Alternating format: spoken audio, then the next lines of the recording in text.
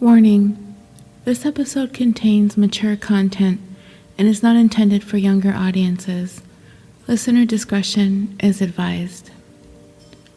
In April of 2005, a very good friend of mine was walking through a Costco parking lot with 2 of her 3 young children in tow.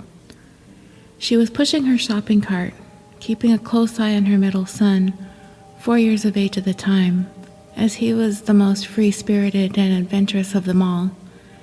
In other words, he doesn't always listen when asked to mind his mom. Her attention was diverted in his direction, and in that split-second moment, what she wasn't noticing, a Ford F-150 reversing out of a parking spot right in their direction. Before she could even react, she suddenly saw the rear tire of this truck roll right over her 3-year-old daughter. My friend screamed, gaining the attention of the driver of the truck, who suddenly came to a stop, and when he did, my friend could see that her little girl was folded in half at the hips, her thighs pressed up against her chest, and the tire of the truck parked squarely on top of her. If he hadn't stopped in that moment, if that truck had rolled back any further, he would have rolled right over her head. But it stopped, tire pressed up against her little chin. At the time, I was with my parents. They were involved in a small claims lawsuit, and the morning my friend's daughter was run over by the F-150, I was in court with my parents, there to offer testimony for their case if necessary. When our case was over, I walked out of the courtroom and into the hallway. I glanced at my phone and saw a voicemail from my friend, her voice breaking. "Hey, Roseanne, we're at the hospital. Kara was run over by a truck in the Costco parking lot. She's gonna be okay. She's just hurt really bad, but she's okay. Call me as soon as you can." This overwhelming fear came over me as I stood in the courthouse. I could not wrap my head around the contents of that voicemail. Run over by a truck? Did I hear that right? In the parking lot? Run over? I rushed out of the court to go be with my friends.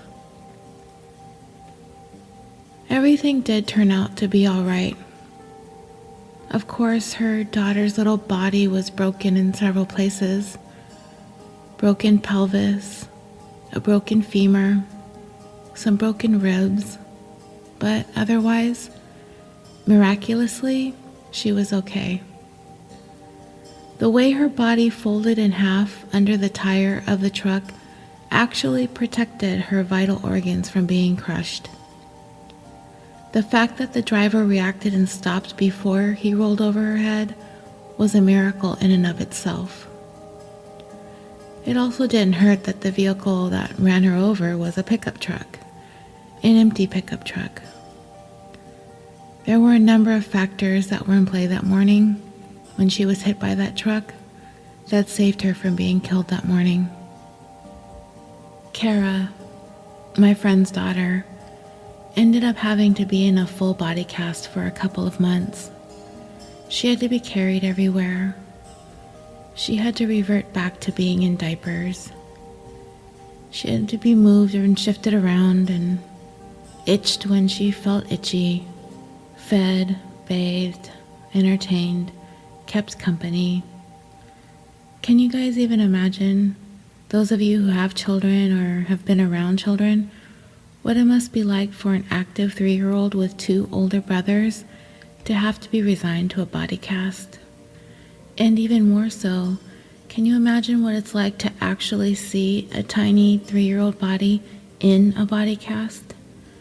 It shatters you. It absolutely shatters you. But I don't have to tell any of you that the human body is an amazing thing. She was down for the count for a few months, but it wasn't much longer that this whole ordeal was a distant memory. I've lost touch with my friend and her family. I know that they've since divorced and moved on to different states, so I don't know. but I often wonder if my friend's little girl remembers what happened to her that day. There is another side to this story, and some of you might be thinking what I thought and what many of us thought when this whole ordeal happened. Why weren't you watching your daughter?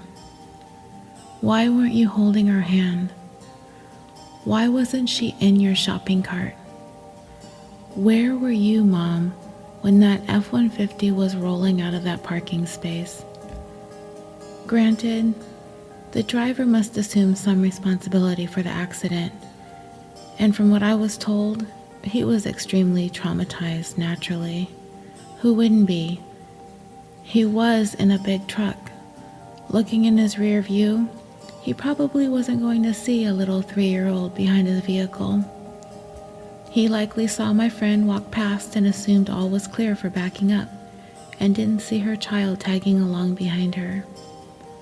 However, it was an accident, but I could not help but think these things of my friend. I had my own 5-year-old at the time, and it's just the thing we do. We hold hands in the parking lot, always. But, of course, I never said those things to her. I'm certain there was enough self-blaming going on, but I admit I thought them. And deep down, ultimately placed most, if not all, of the blame on her for not keeping her child safe. We don't say these things to our friends, though, especially when we know they're hurting, but we still think them. My friend's mother, the grandmother of the child hit by the truck, she did not hold back. She was going to tell it like it was, and there was going to be no filter. Grandma placed the blame squarely on Mom and made no qualms about it. My friend confided in me how hurt it made her feel, and of course I didn't share the fact that I kind of felt the same way. In the end, it didn't matter because ultimately it was the fault of the driver, and that's what my roommate was going to focus on. I imagine she felt a tremendous amount of guilt for what happened, but she was going to be able to quickly shift the blame on the truck driver, and that, along with the fact that her little girl survived this, was how she was going to be able to get through this whole thing. It's been a lot of years since I've thought about that accident in the Costco parking lot. It came to my mind when I came up with the title of this episode. It's one of those times when I've had to hold back my judginess and just be there for my friend who needed me. Have you ever caught yourself, even inadvertently or unknowingly, blame someone for causing their own misfortune, particularly if that misfortune was not of their own doing? As much as I'd like to say I never would, or I never have, I know I have. As I've pointed out in the story I opened this episode with. But when it comes to our friends and family, we sometimes hold back our true feelings so we don't hurt someone else's, right? We do have that one friend or that family member that doesn't hold back, that tells it like it is, and it's often at the expense of the feelings of others. I do know that being an avid podcast listener over the past several years, I've experienced a personal shift in how I feel inwardly about certain situations I hear about. I've experienced a kind of renaissance when it comes to how I formulate my opinions when thinking about certain criminal cases or missing persons cases. In the end, nobody deserves to have harm done to them, and no family deserves to be left to wonder where their missing loved ones are. And so today, I am going to recount the tale of a woman whose death is destined to remain forever unsolved because our society, our media, and our justice system told her and her family that her death didn't matter because her life didn't matter. In today's episode of California Dreaming, the tale of the victim blame game. Victim blaming comes in a variety of forms and is often subtle, even unconscious, us doing this without even realizing it. We hear about victim blaming quite often in the media, in serious crimes such as rape and sexual assault. But we can also victim blame for more mundane crimes, like when someone is pickpocketed, but then they're criticized for carrying their wallet in their back pocket. Not everyone who engages in victim blaming explicitly accuses someone of failing to prevent what happened to them. People may not even realize they're doing it. As a rule of thumb, it's worth remembering that anytime you or me or anyone else defaults to questioning as to what a victim of a crime, any crime, could have done differently to have prevented becoming a victim, we are essentially participating in, to a varying degree, and perpetuating a culture of victim blaming. One of the biggest factors that encourages victim blaming is people thinking or feeling that people deserve whatever happens to them. It's a really strong need to believe that we all deserve the outcomes and consequences that are dealt to us. People want to view the world as a just and fair place, that we are all in control of our own destinies. This is often seen as a strong sentiment in the American culture, living the American dream. You are the captain of your own ship, and you decide the course of your life. In other cultures, particularly in areas impacted by poverty or war, it's often felt as though bad things sometimes happen to good people. If you take issue with this idea, then you may look to find a way to justify the bad things happening to supposedly good people. And one way is holding victims responsible for their own misfortune. It's a way to avoid confronting the fact that something unthinkable could happen to you, even if you do everything the right way. When I first brought up the concept of victim blaming as the premise of this story, I'm sure crimes like sexual assault or domestic violence comes to mind. It occurs quite often because that's when it seems to take its worst form. If a person is sexually assaulted, the victim must have made some poor decisions that led him or her to that place. If a husband or wife is being abused by their significant other, he or she must have said or done something to set it off. However, when it comes to other crimes, murders, burglaries, abductions, whatever the crime, many people tend to go the way of having thoughts of victim blaming. It becomes sort of a defense mechanism to an extent in the face of bad news. These are very likely to be the same people who are able to accept things such as natural disasters as unavoidable events, but feel they have more control over whether they become victims of crimes. They can take those extra precautions. They can be more vigilant and aware for their own personal safety. In turn, they just assume that victims of crimes must have somehow contributed to their own victimization and need to bear some of the responsibility for it. Far too often we see this type of victim blaming play out in courtrooms. We've all seen it. Defense attorneys putting the character of the victim on trial in an attempt to deflect responsibility for the crime away from their client. One example that came to my mind immediately was the Travis Alexander murder trial. For 18 days, his killer, Jodi Arias, sat on the witness stand and attempted to rip Travis's character and reputation to shreds in an attempt to avoid Arizona's death row. She called him an abuser, a sexual deviant, and a pedophile. She went pretty low. Ultimately, she was convicted, but I can't say that her tactic didn't work. 2 juries could not agree that Arias deserved to be sentenced to death for the killing of Travis, and she was sentenced to life in prison without the possibility of parole. What if she hadn't testified at all to those things that she said about Travis? Would the jury not have been able to sway in the slightest to sympathize with her? Who knows? She obviously laid it on pretty thick in order to sway some of the jurors in her favor. The victim who was at the center of today's tale was categorically maligned and vilified in the media when she was murdered on a dark side street in Studio City, California, on May 4th, 2001. A few weeks ago, when I mentioned to an acquaintance that I was thinking about doing an episode on this particular victim, right away she launched into a tirade about how the victim did this, and she was guilty of that, and she was a terrible person in life who used people and took from people, and on and on and on. I kept cutting her off and telling her, yeah, but you're missing the point.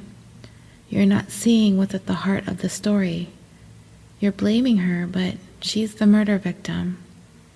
Finally, the person I was having the conversation with about this story backed off. And that was pretty much the moment I knew I needed to start a conversation about this. While the person I was talking to was carrying on and on about all the untoward things the victim of the story had done throughout her life, I had to remind her she was shot to death, sitting in a car, on a side street. And as of today, more than 16 years later, her murder is still unsolved. Bonnie Lee Bakley was born in Morristown, New Jersey on June 7, 1956, to parents Edward and Marjorie Bakley. She had 3 siblings, and they were raised by their grandmother in Glen Gardner, New Jersey, while her mom operated an antique business in Wharton, New Jersey. Bonnie dropped out of high school at the age of 16 and decided to go to New York City to try her luck at a career in modeling and acting. She attended the Barbizon School of Modeling. Bonnie was ultimately married a whopping 10 times. Her first 3 marriages in 1971, 1977, and 1984 ended in divorce. The next 5 in 1998, 1992, 93, 94, and 95 ended in annulments. Her 9th marriage in 1996 ended in divorce, and her 10th and final marriage was in 2000 and lasted until her death in 2001. She had a total of 4 children. As a side note to a couple of these marriages, her marriage in 1977 was actually to her first cousin, and they had 2 children together. And out of all 10 of her marriages, 2 of her husband's names were linked in blue and underlined. I know many of you may know who one of them is, and I'll get to him in a little bit. But the other link, I was curious. His name was Glenn H. Wolfe. And I don't know about you, but I never heard of him, so I clicked. Boy, was I surprised what I found. Glenn Wolfe, also known as Scotty Wolfe, was a Baptist minister who lived in Blythe, California. He is famous for holding the record for the largest number of monogamous marriages, 29. He makes Bonnie look like an amateur. She was actually number 29 in 1995, but their marriage was annulled, so it technically didn't even count. So he has 2 number 29s listed, followed by one more at number 30 that lasted until his death in 1997. By the way, of the 30 names listed under his marriages, the only one linked in blue and underlined was Bonnie's. She was his only notable marriage, and it didn't even count in his final tally. Anyway, back to Bonnie. While in New York, struggling with the modeling and acting career, in an effort to support herself, she began a mail order type of business, sending nude photos of women, including herself, to men. It was also around this time that she would meet her first husband, an immigrant named Evangelos Poulakis. He was desperate to stay in the United States and needed to get married in order to do so. Bonnie agreed to marry him, but it was going to be at a cost. Not long after the two tied the knot, Bonnie had secured the money and ended the marriage, and Evangelos was eventually detained by immigration authorities and deported. Bonnie also ran what were known as Lonely Hearts advertisements. And if you don't know what those are, they're personal ads, kind of like classifieds, but like the name implies, more personal in nature, and they are given the nickname Lonely Hearts ads. The evolution of the internet has made it a common medium for personals, now called online dating, with the intention of generating friendships and/or romantic encounters based on the description of the person posting, along with their interests. Bonnie posted ads searching for male companions.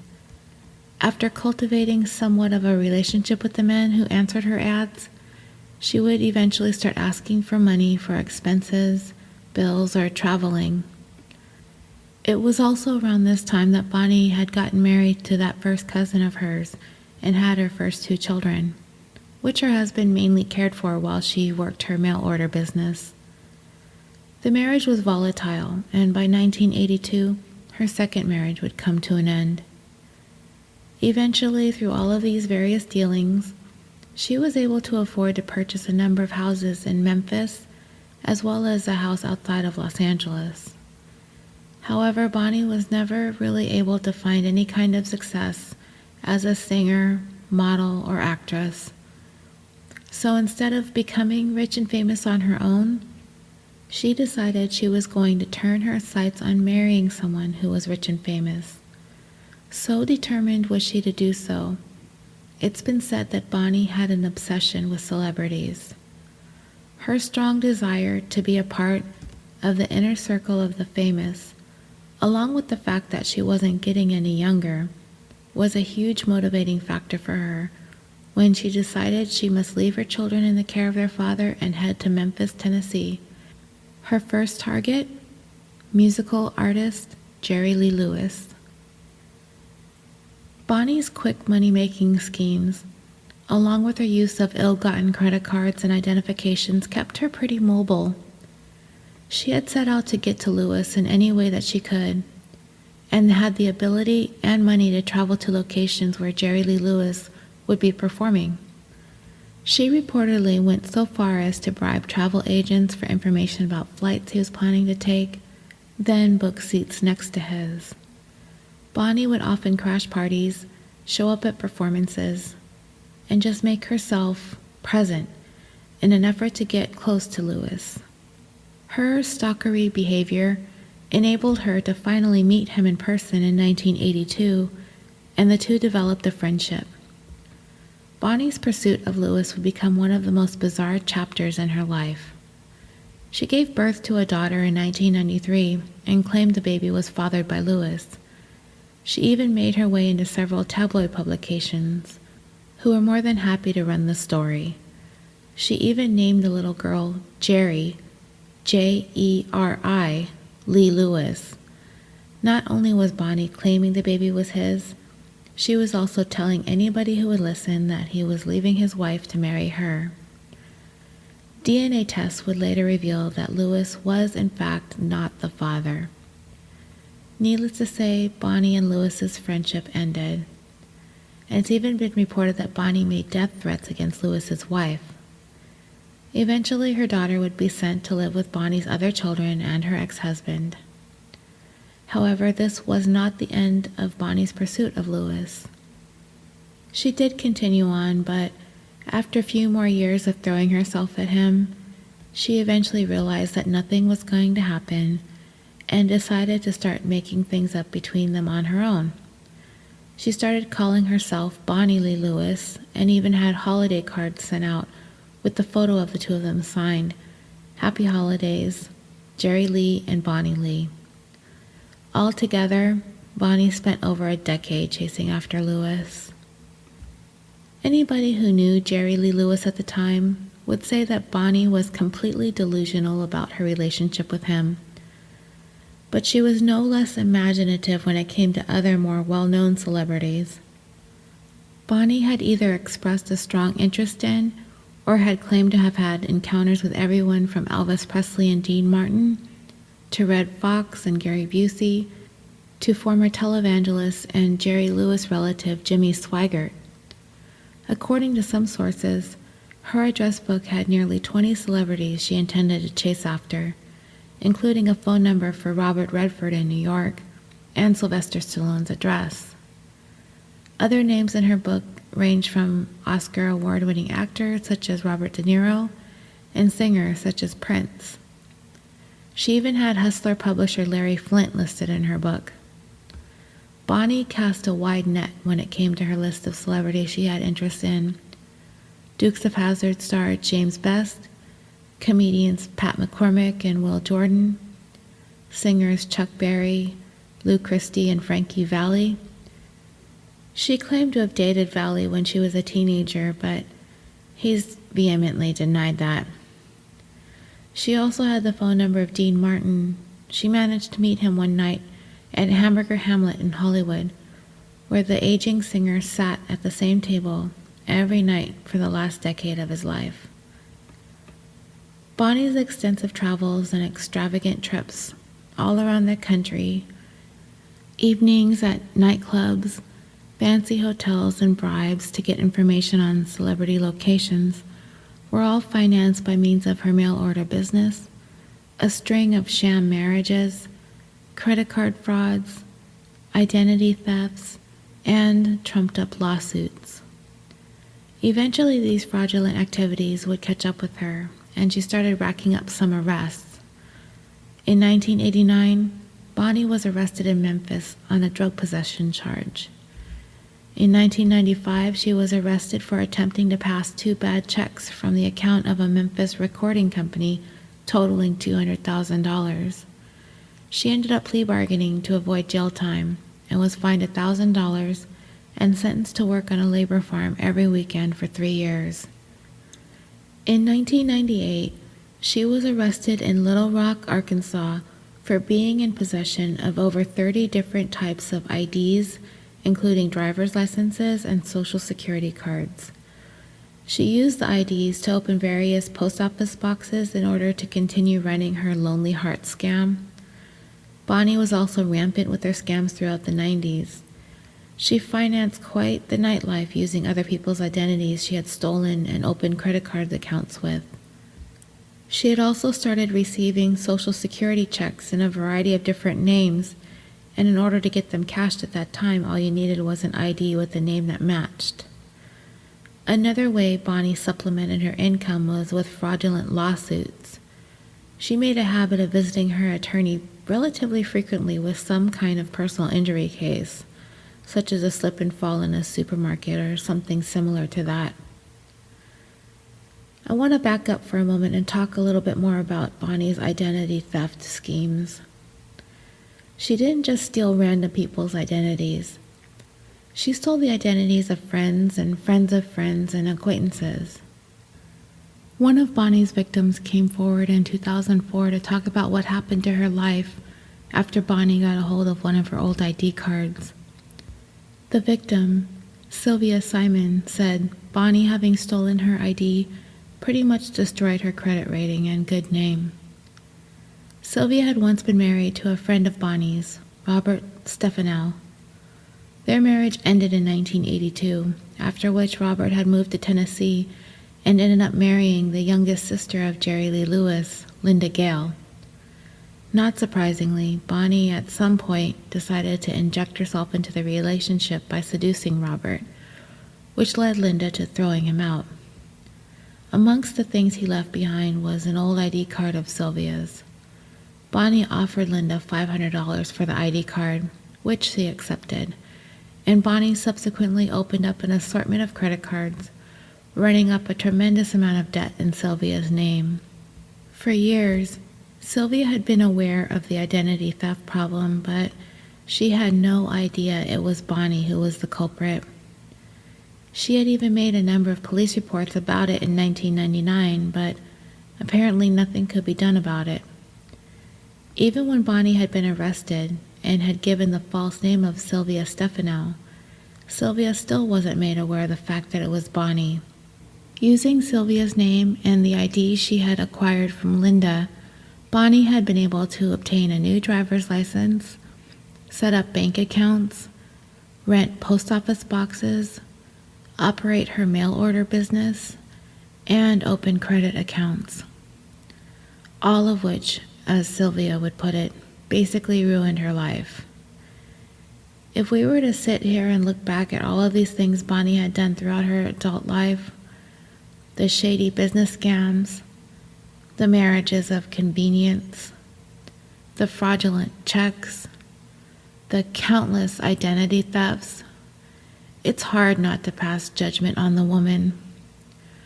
How many of us have been victims of a con or have been swindled? How many of us have had our identity stolen? Even worse if you've been cheated or ripped off by someone you knew. The breach of trust can be hurtful. It can also be infuriating, I'm certain. It's hard not to imagine that someone out there whose good name and identity had been fraudulently stolen and used by Bonnie could have been so angry towards her. So much so that could they have possibly wanted to seek out revenge? She preyed on her friends and friends of friends when it came to her identity theft exploits. How infuriated could it make some of them? Any of them? Could this have been seen as a plausible motive for someone to do Bonnie harm? Anything is possible. Back to the timeline of this tale. When Bonnie finished up her sentence for the writing of bad checks conviction in Tennessee, and her friendship with Jerry Lee Lewis was pretty much over and done with, she figured it was time to move on to bigger and better places. And if you're starstruck and celebrity obsessed, what better place to head to than to the land of fame and stardom, Hollywood, California. It was this move to California that put her pursuit of celebrities into high gear.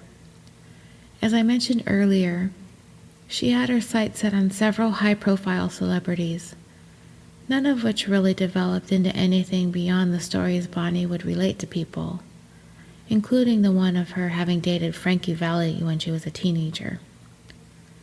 There was one celebrity that was relatively easy to get to at the time, for reasons I will explain.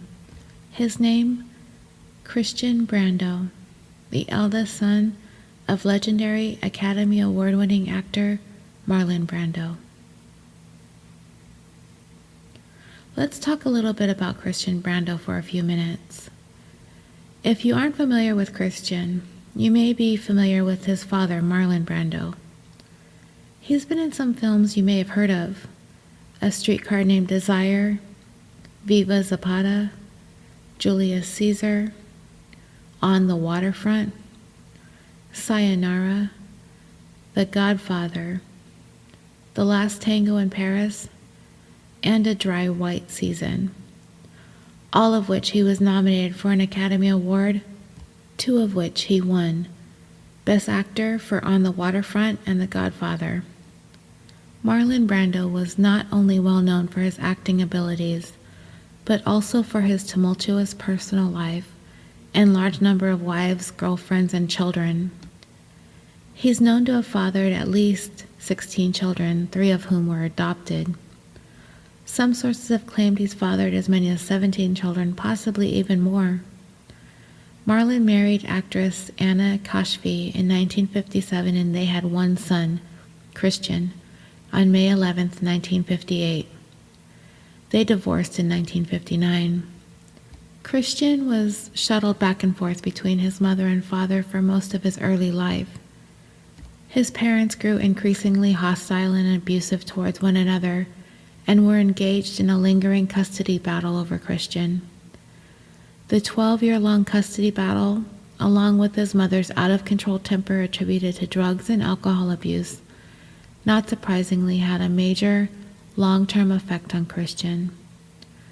Marlon eventually won custody of him when he was 13 years old. Even at the time, Marlon had been known to describe Christian as a basket case of emotional disorder. As it turns out, Marlon was somewhat of a distant father who spent little time with Christian after he had gained custody of the boy. He was raised mostly by nannies and servants. He moved between Hollywood and Tetiora, a private island Marlon purchased near Tahiti. Christian's father, continued having relationships with several women with whom he fathered numerous children. Some years later, when talking about his childhood, Christian had said that his family kept changing shape. He would sit down at the breakfast table and say, "Who are you?" In 1972, while his father was abroad in France filming The Last Tango in Paris, Christian was actually kidnapped by his mother from his school. She brought him to a group of friends in Baja California, Mexico, to whom she promised to pay $10,000 if they hid him away there. The deal between his mother and her friends quickly crumbled when she refused to pay them the money she had promised, so they hid Christian away from her as well. Marlon himself ended up hiring a team of private investigators who were able to track Christian down and rescue him from those hiding him in Mexico. Christian's mother was arrested at the border after being pulled over for drunk driving and disorderly behavior. Marlon was subsequently awarded sole custody of Christian. As a teen, Christian struggled in high school and ended up dropping out. He began abusing drugs and alcohol. Although he did do some acting on occasion, he was not interested in being in the spotlight. It would basically be living in his father's shadow. He eventually would leave home and go to the state of Washington to live with some friends of the family, a decision his father would eventually approve of and support. Marlon would visit him relatively regularly, and then when Christian was 22, Marlon purchased a remote cabin for him where he could be alone and practice his artistic welding. Christian would spend half his time at his cabin in Washington and half his time at his father's residence in Hollywood Hills. Being the oldest of Marlon's children, Christian grew fiercely protective of all of his siblings, but especially of his half-sister Cheyenne, one of two children Marlon had with his third wife, a Tahitian actress he met while filming Mutiny on the Bounty. While growing up, Marlon did not allow Cheyenne or her brother to come to the United States. He felt that because they were so used to the isolated lifestyle on the island of Tahiti, they would have a difficult time adjusting to the fast-paced life in the States. Cheyenne, as a child, adored her father. She even bragged about him being such a well-known, famous actor. But as she got into her teen years, her feelings towards him began to shift, as she realized he wasn't really keeping them in Tahiti because it was safer for them there. He was doing it because he was ignoring her and her brother, and he really didn't want them around. He rarely came to the island, maybe once a year, and he really didn't seem to care if he saw the two of them or not when he did visit. She came to the conclusion that he really didn't want them. Like older brother Christian, Cheyenne too dropped out of high school and began abusing drugs and alcohol. However, during the same time, she was able to begin a relatively successful modeling career. However, in 1989, Cheyenne was involved in a very serious car accident. Her father was in Toronto filming The Freshman when she requested to come see him. When he refused, she became so enraged and disoriented that while she was driving, she crashed her Jeep. She sustained a broken jaw, a deep laceration under her eye, and a torn ear. Marlon immediately flew Cheyenne to Los Angeles to undergo some extensive reconstructive and cosmetic surgery, but the damage to her face was done. The car accident effectively ended her modeling career. In the years following the accident, Cheyenne struggled with bouts of severe depression and made a number of attempts at suicide. While all of this was going on, Cheyenne began dating a man named Dag Drolet, the son of Jacques Drolet, a member of the Tahitian parliament. The Brandos and the Drolets had been longtime friends, and that was how the two met. In 1989, Cheyenne was pregnant with their child, and at the request of her father, the couple moved to the United States and into Marlin's Mulholland Drive home to await the birth of their child. Things did not go as planned for Cheyenne and Dag. On May 16, 1990, Dag was fatally shot by Christian at their father's home. Christian insisted that the shooting was an accident. As he claimed earlier in the evening, Cheyenne told him that Dag was physically abusive towards her. As I said earlier, Christian was extremely protective of Cheyenne, especially at this time while she was pregnant. So later in the evening, according to Christian, he confronted Dag about the abuse Cheyenne accused him of. At some point during this confrontation, Christian brandished a gun, and in a struggle with Dag, who tried to take the gun from him, he claims it accidentally went off, fatally shooting Dag in the head. Christian was immediately placed into custody and subsequently charged with the first-degree murder of Dag Drolet. Los Angeles County prosecutors attempted to subpoena Cheyenne to testify at her brother's murder trial, as her account of the evening's events would be crucial in proving that the shooting was premeditated. However, and not surprisingly, Cheyenne refused to testify. Not only did she refuse, she fled and returned to Tahiti.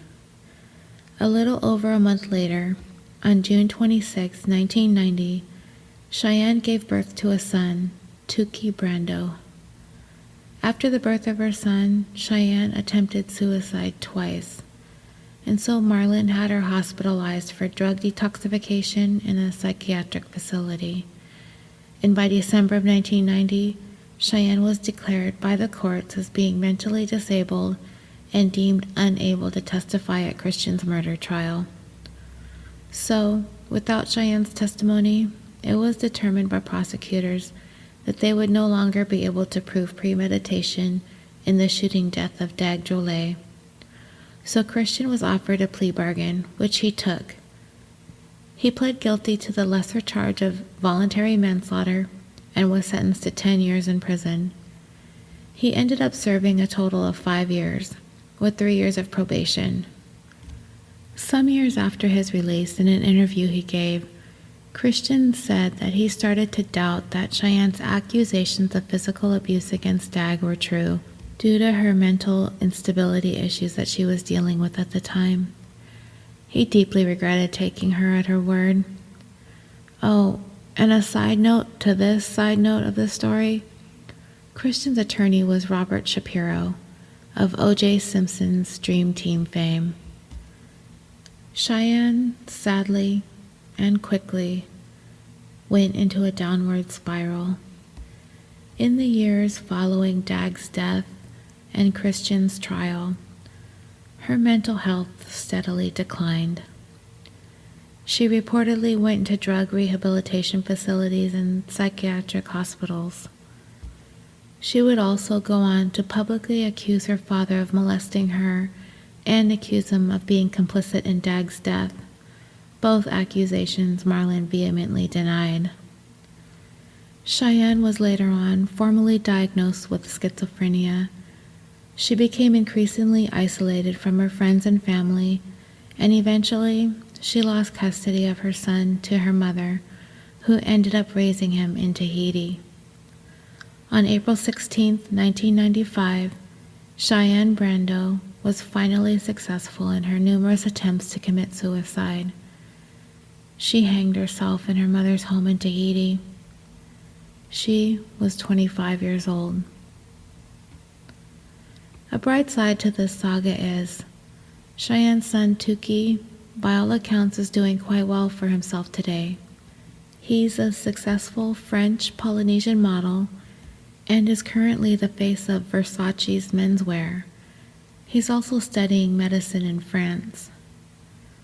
So, with all of that, we can now circle back to how Bonnie manages to fit into all of this Brando drama.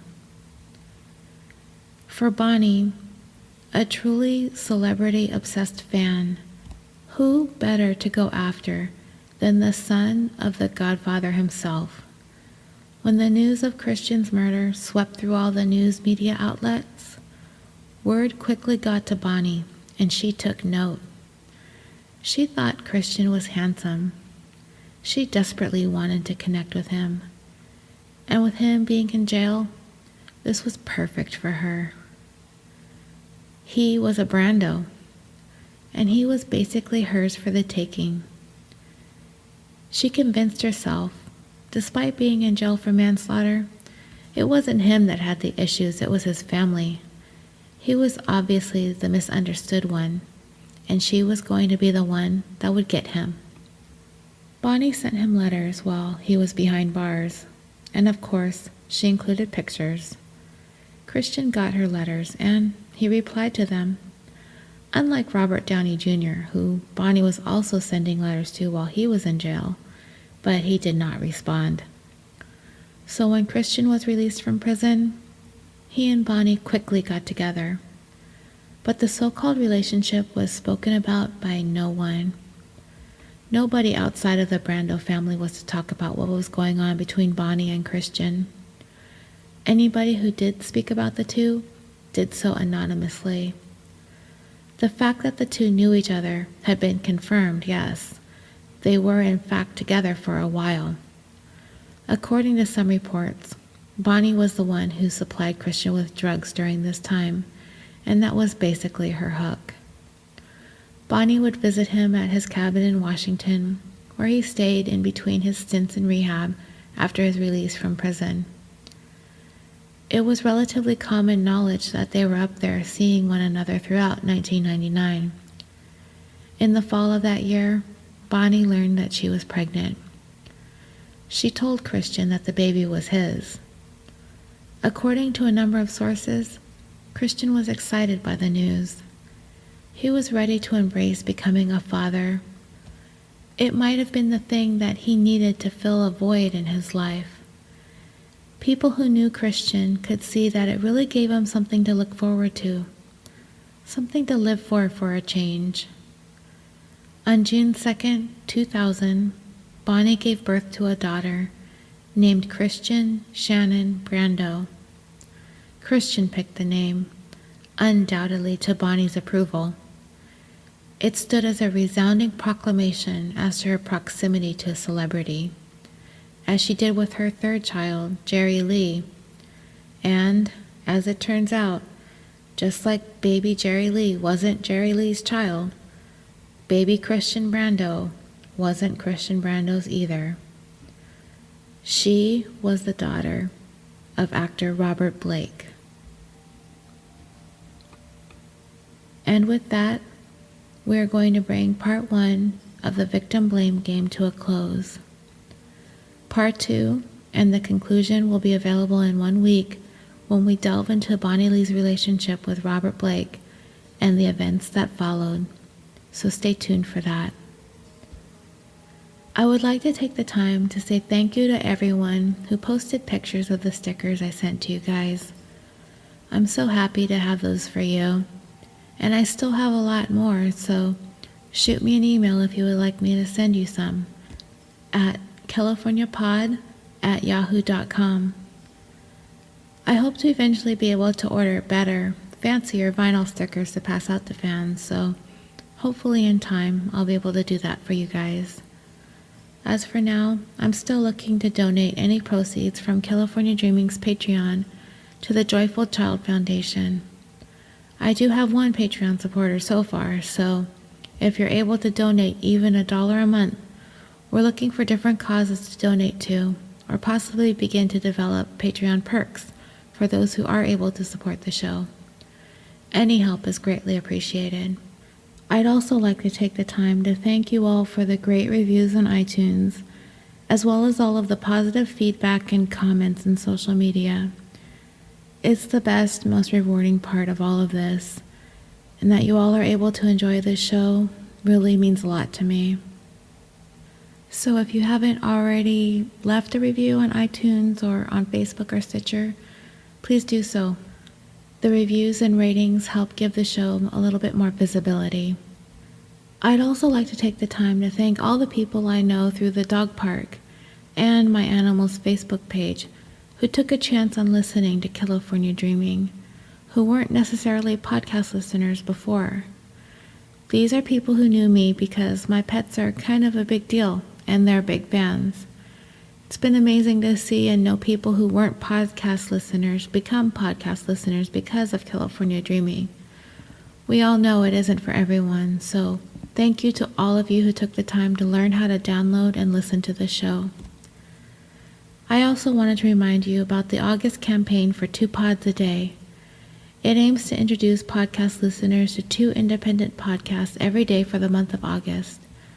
We hope to give visibility to some of the great indie podcasts out there that you may not have heard of before.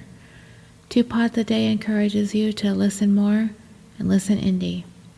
Don't forget to follow me on Facebook on the California Dreaming discussion page, on Twitter at California Pod, and on Instagram at California Dreaming Pod. Thank you again for listening to part 1, and until next time, sweet dreams.